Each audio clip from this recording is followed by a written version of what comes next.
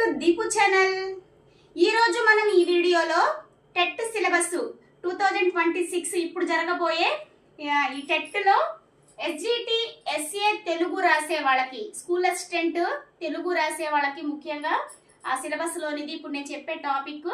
ఈ టాపిక్లోకి వెళ్లే ముందు ఎవరైనా ఈ ఛానల్ని సబ్స్క్రైబ్ చేసుకోకపోతే కనుక సబ్స్క్రైబ్ చేసుకోండి. మీకు ఈ టెట్కి సంబంధించిన, తెలుగుకి సంబంధించి అన్నీ కూడా డైలీ వీడియోలు నోటిఫికేషన్స్ వస్తూ ఉంటాయి. మనం టాపిక్లోకి వెళ్ళిపోదాం.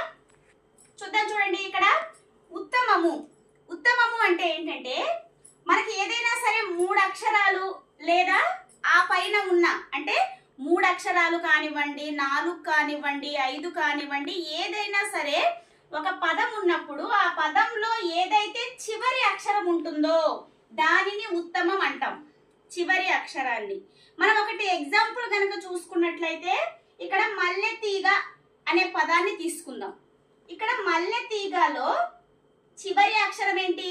గా. ఈ గా అనేది ఉత్తమం అవుతుంది.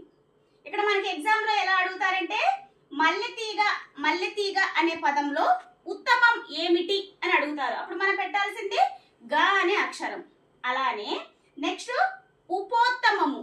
ఈ ఉపోత్తమము అంటే ఏంటంటే 3 అక్షరాలు లేదా ఆ పైన ఉన్న పదంలో చివరి అక్షరానికి ముందున్న అక్షరం, మనం ఏదైతే చివరి అక్షరం చెప్పుకున్నామో దాన్ని ఉత్తమము అంటాము.